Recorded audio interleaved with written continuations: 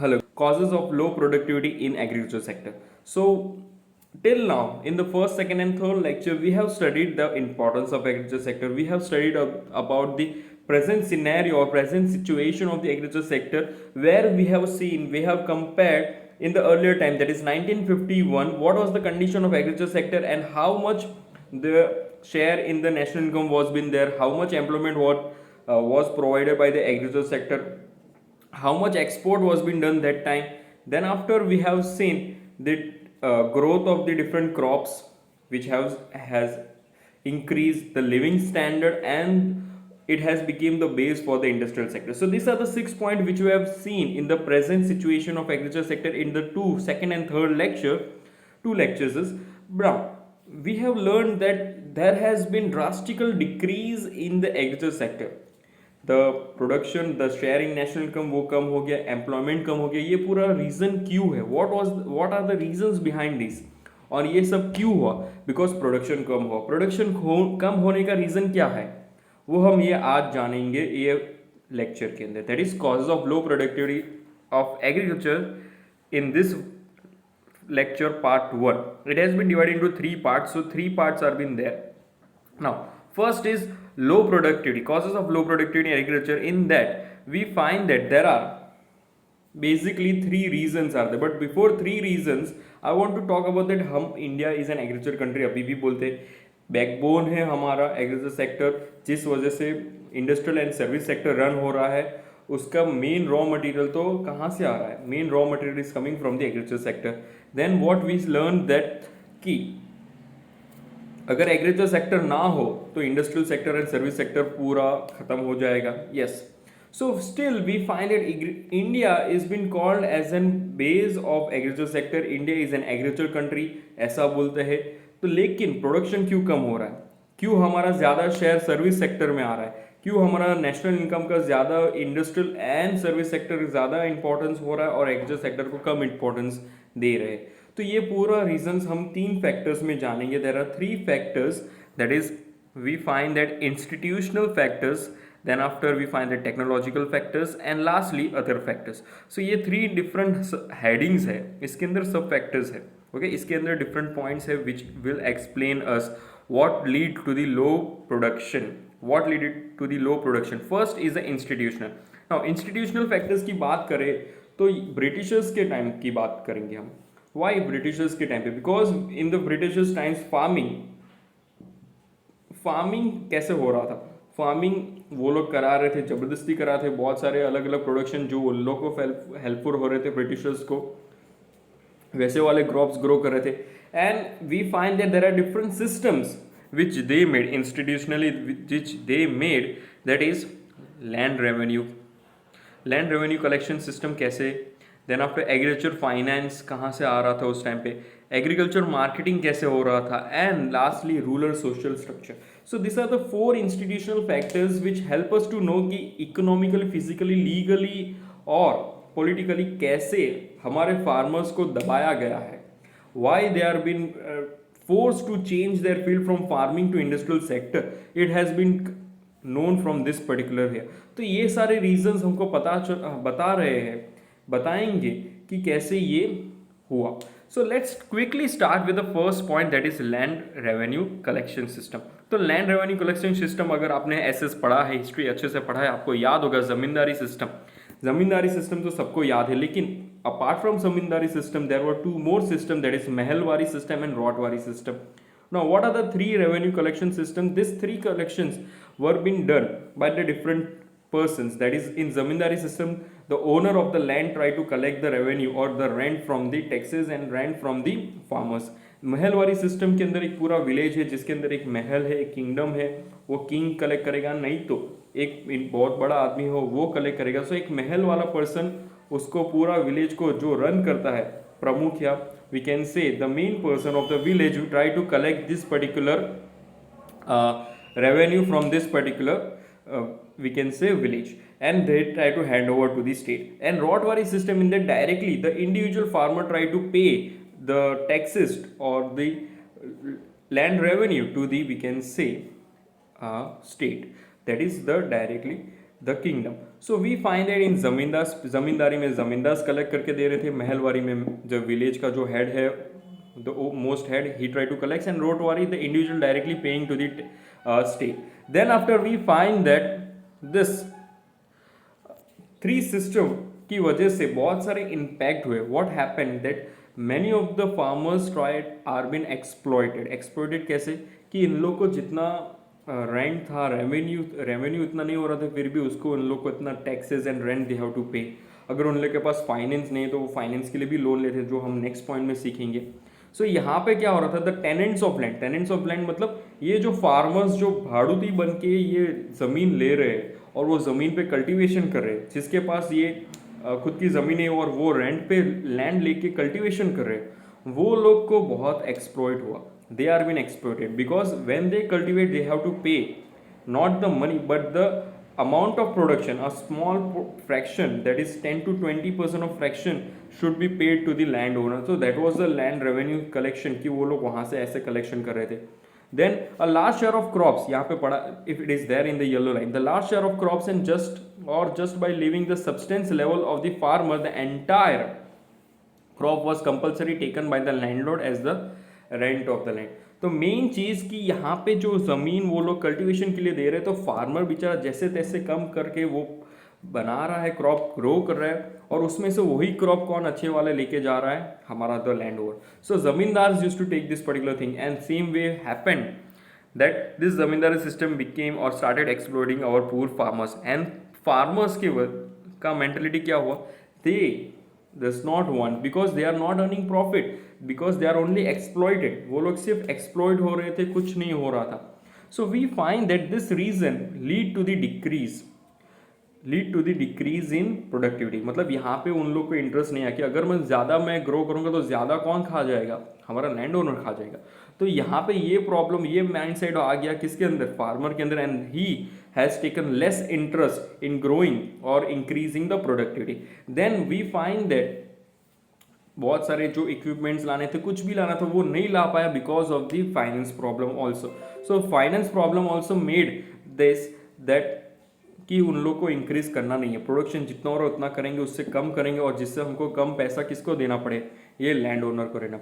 So as a result what happen this, there is a reduction in the production of the agriculture sector. तो हमारा farmers exploit हो रहे थे because of heavy rent और heavy crops they have to pay, और large share of crops they have to pay as a rent. So this became a problem for them. Again we find that एक इन लोग को बचाने के लिए ये सिस्टम के बाद, हमारा इंडिपेंडेंस के बाद, ये to protect the stealers of land, मतलब ये जो टेनेंट्स है, ये जो टेनेंट्स जो भाड़ूती से लैंड ले रहे और उसके ऊपर वी कैन से कल्टीवेशन करे. So there was a tiller land act which was been pass कि यहाँ पे वो लोग कंट्रोल कर से ये वाली सिचुएशन पे, बट ये ज़्यादा सक्सेसफुल नहीं है because under this particular there zamindars बहुत पावरफुल थे उस टाइम पे, और उस वजह से ये एक्ट पास हो पाया नहीं.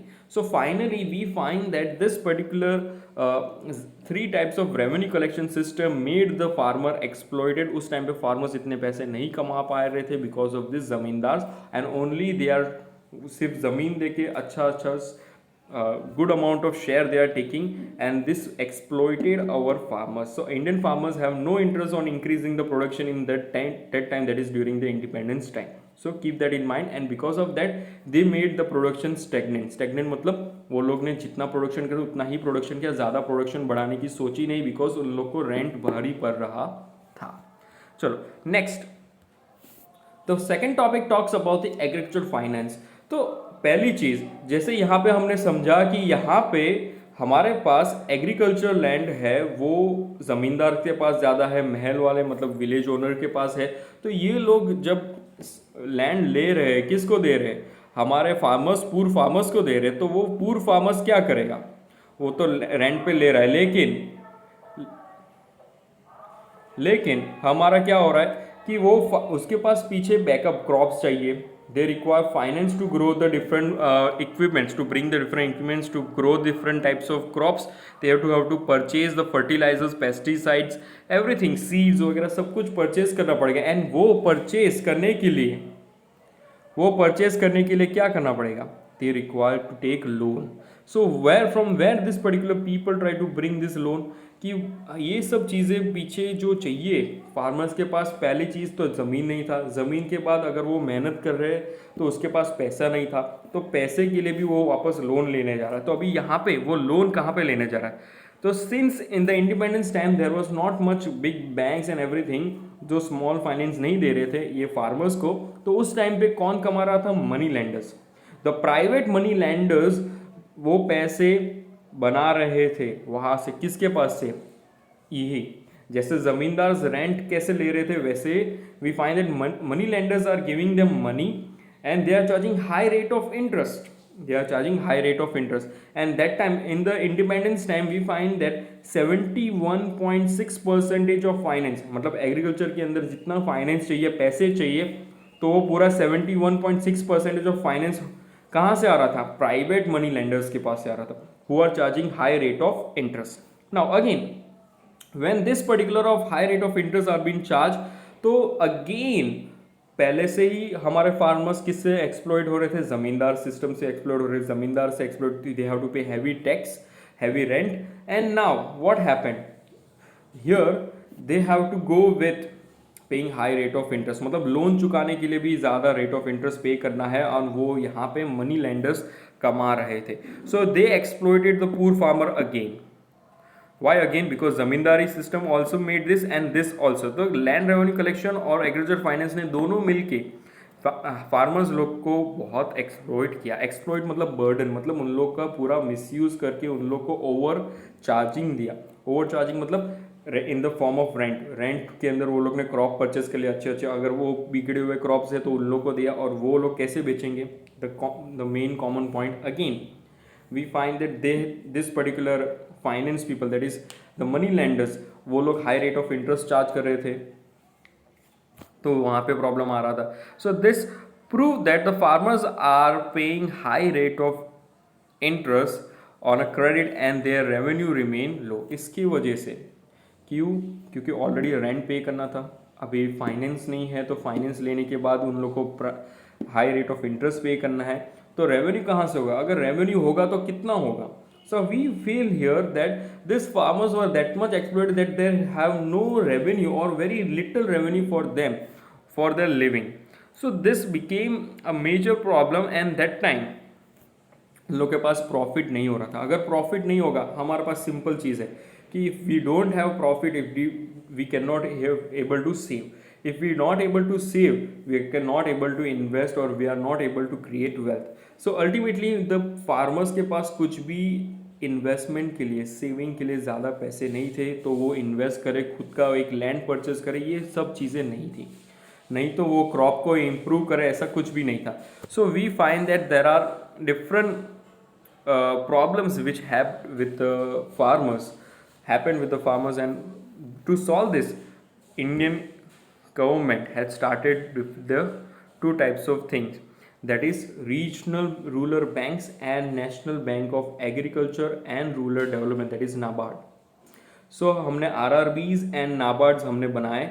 RRBs we made in 1975 and we find that NABARD in 1982. So our government started these two institutions which helped to construct or give the finance to the farmers with a very low rate of interest. So जो private money lenders कमा रहे थे, उन लोग का कमाना कम हुआ, लेकिन it took very long. I am here telling that it took very long because independence 1951 1947 की बात है, 1951 का रेशियो पकड़ के चल रहे. ये लोग ने रीजनल रूरल बैंक्स बनाए 1975 में, मतलब 25 साल. उसके बाद 1982 मतलब 32 साल के बाद नाबार्ड बना, and then after this war. So over ये जो हमारा पीरियड है 1951 से 1980 तक, ये जो फार्मर्स थे, जो 30 ईयर्स के अंदर जो थे, वो पूरे एक्सप्लॉइट हो चुके थे. So we that time the base after independence, why there was no growth? Because of this 30 years have not given much importance. There the farmers are exploited with the high rate of rent, as well as high rate of interest. So we find that this 30 years or 32 years before the NABARD or before 25 years before the regional rural bank, these farmers were already exploited and they are in the urge with a very zero balance, and they made turn they went to the different sectors for their earning. तो farming छोड़ के उन लोग ने दूसरे sector में जाना चालू कर दिया। तो we find that because of this, we find every year तो फार्मर्स कम हो रहे थे। हमने जो ट्रेंड्स देखा है उसके अंदर फार्मिंग और एग्रीकल्चर सेक्टर का शेयर कैसे कम हो, ऐसे कम हो बिकॉज वो लोग का प्रॉफिट ही नहीं हो रहा।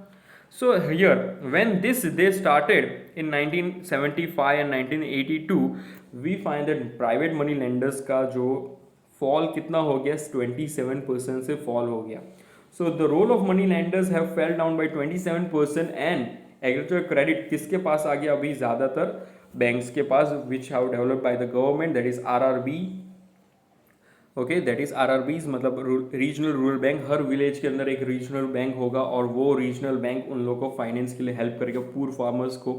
Again NABARD is the big institution which help them for the rural development. So this organisations और this we can say institution been started by the government which help the poor farmers, लेकिन वो लोग ने बहुत time लगा दिया। I am telling that. So because of that we find that our Indian economy has a gap of 30 years। इन दिस 30 years we have seen that this has totally exploited. The farmers are totally exploited with the heavy rent and heavy rate of interest. So ये दोनों की वजह से हमारा problem. Again there are still more, we have agriculture marketing which has been coming up and the rural social culture. These 2 points we are going to learn in the next lecture, where we are going to exactly know how these institutional factors affected the low productivity. हमने ये दो आज सीख लिए, दो हम कल सीखेंगे, and then after we are going to start with the technological and other factors. So this is how the we can say 3 parts of this particular topic is been made. Now I hope you have understood well. If you still find any doubt, you can just call or message me, and keep learning, start solving your papers. I will be sending the papers of different years 2020, 19, and तो वो रैंकोज लोग को करना है, and the common paper for the everyone I will list out and I will give you, so that you are able to go with your assignment well. Thank you.